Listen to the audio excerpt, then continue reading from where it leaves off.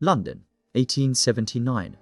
The heart of the Victorian Empire, a city of immense wealth and desperate poverty, of gaslight and grime, where the Thames carried the echoes of both elegance and evil. In this world of rigid class divides, servants lived in the shadow of their employers, invisible and often forgotten, but one servant would make herself unforgettable through blood, deceit, and the most grotesque act the metropolis had ever seen.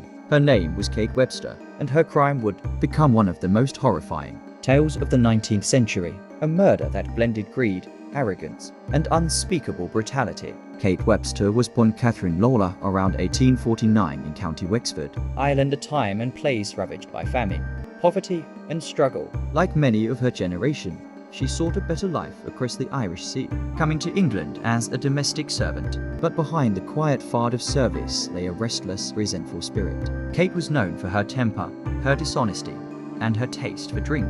She drifted from one household to another, often dismissed for theft or insolence. Wherever she went, whispers followed she could not be trusted. In 1873, Kate found herself imprisoned for larceny, and again in 1875. Jail seemed to do little to change her character. Upon release, she resumed her old ways, moving from job to job under false names. Yet by the late 1870s, she appeared to settle at least on the surface. She found employment in a quiet, respectable home in Richmond, southwest London. Her employer was Mrs. Julia Martha Thomas, a 55-year-old widow, well-to-do, devout, and particular about her household affairs. Mrs. Thomas was not cruel, but she was strict, a woman who valued order and propriety. Kate Webster, rough, unrefined, and careless, was her opposite in every way. The two women clashed almost immediately. Julia Thomas was the sort of mistress who inspected everything: how the silver was polished, how the meals were cooked, even how the coals were arranged in the grate.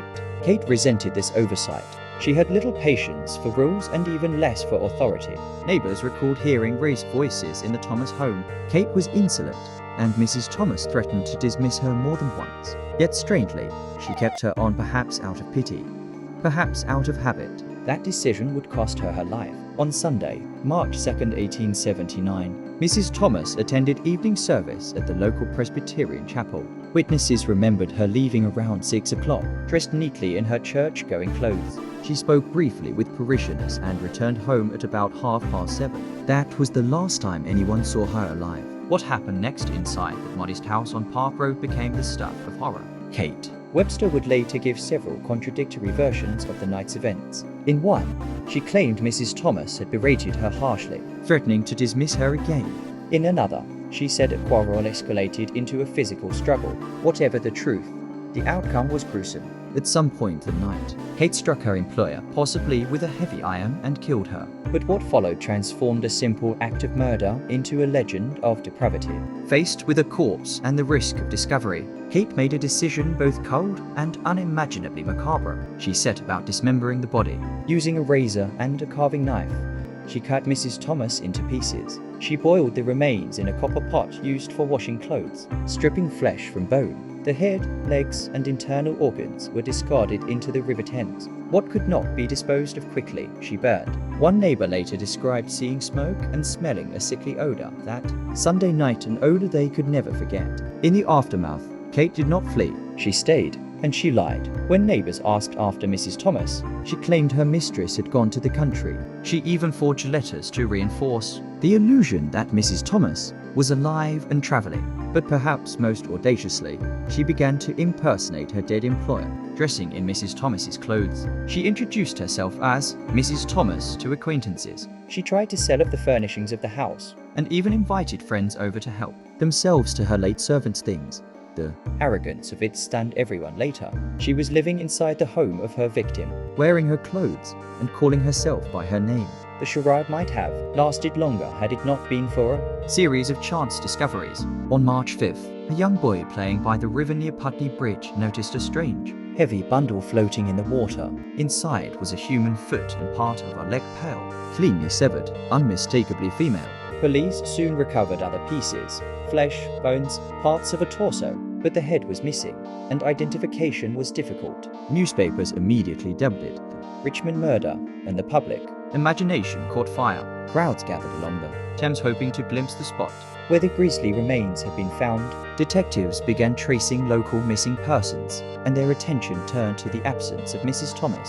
Her house was searched, and inside, the officers found chaos. Trunks half-packed, valuables missing, carpet stained. The copper boiler still emitted a nauseating smell, and when they looked into who had last seen the widow alive, one name kept returning: her servant, Kate Webster. By the time police came for her, Kate had fled. She made her way to Ireland, returning to her home village near Enniscorthy. There she sought shelter with relatives, claiming she had fallen on hard times. But the long arm of Scotland Yard had followed. Detective Sergeant John Roper traced her through steamship records, arriving in Ireland just days later. Local constables surrounded the farmhouse where she was hiding and arrested her without incident.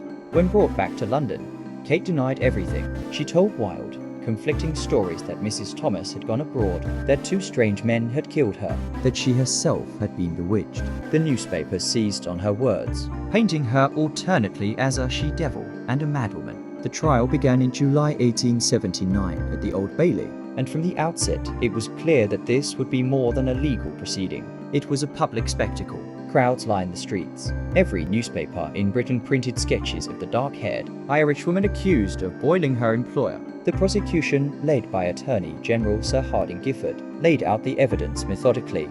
The dismembered remains matched Mrs. Thomas's size and age. The clothing and jewelry found in Kate's possession belonged to the deceased. Witnesses had seen Mrs. Thomas enter her home that Sunday and never emerge. Most damning of all was the testimony of a young boy, Robert Porter, who had helped Kate carry heavy bundles to her cab days after the murder. The prosecution suggested these were the remains of Mrs. Thomas, wrapped for disposal. Kate's defense was feeble and inconsistent. She claimed that Mrs. Thomas had fallen down the stairs and died accidentally, and that, in panic, she had dismembered the body to conceal the death and explanation. That convinced no one. The jury deliberated less than an hour before returning a verdict of guilty. When asked if she had anything to say before sentencing, Kate stood pale and trembling. "I am guilty," she murmured, "and I hope the Lord will have mercy upon my soul." The judge donned the black cap and sentenced her to death on July 29, 1879. In the courtyard of Wandsworth Prison, Kate Webster was hanged by executioner William Marwood. She was 30 years old.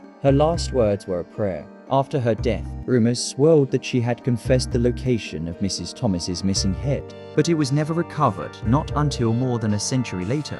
In 2010, workmen renovating a house in Richmond unearthed a skull buried beneath the foundations of a cottage once owned by Sir David Attenborough. Forensic analysis confirmed what history had long suspected the skull belonged to Julia Martha Thomas, the victim of Kate Webster. The discovery made headlines across the world and closed, at last, one of Victorian Britain's most macabre chapters. Even in her lifetime, Kate's crime had fascinated and horrified the public. The press called her the Richmond Murderess, and souvenir engravings of her likeness sold in the streets. Her brutality shocked a society obsessed with respectability, a servant not only killing her mistress, but destroying her body with cold practicality.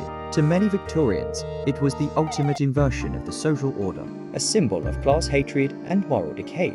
But behind this sensationalism lay a human story of desperation and cruelty. Kate Webster was a product of poverty and hardship, an Irish immigrant navigating the unforgiving world of Victorian domestic service. She stole and lied because survival left her few alternatives. Yet in murdering Julia Thomas, she crossed a line from which there was no return. Historians still debate her motives. Was it rage after years of humiliation? Was it greed? The hope of selling her employer's possessions and living as a lady herself? Or was it a sudden, uncontrollable burst of violence? Whatever the reason, her act transformed her from an obscure servant into one of the most infamous killers in British history. The case of Kate Webster reveals much about Victorian society, its fascination with murder, its rigid hierarchies, and its deep anxieties about gender and class. The idea that a woman, a servant, could commit such a calculated act of violence challenged every moral assumption of the time. Newspapers lingered on the grisly details of the body's dismemberment, often describing them in near-pornographic detail. It was horror and titillation in equal measure the 19th century, equivalent of a true crime media frenzy. Even today, the case holds its power. The image of a servant boiling her mistress in a copper pot remains one of the most nightmarish in the annals of crime, yet it also reflects the deep inequalities of its time, the resentment simmering in the homes of the wealthy, the invisible lives of those who served, and the human capacity for cruelty when desperation meets opportunity. Kate Webster's story endures not only because of its horror, but because it forces us to confront the blurred line between victim and villain, civilization and savagery. Beneath the surface of Victorian respectability lay a darkness just as brutal as any found in the slums, and sometimes that darkness stepped out from the servants' quarters and into the drawing room, knife in hand. Thank you for watching Crimes Through Time. If this story fascinated you, make sure to hit the like button and subscribe for more journeys into history's darkest mysteries. And tell us in the comments, do you think Adelaide Bartlett was truly innocent, or did she get away with the perfect crime? We'll see you in the next episode. Until then, stay curious, stay safe.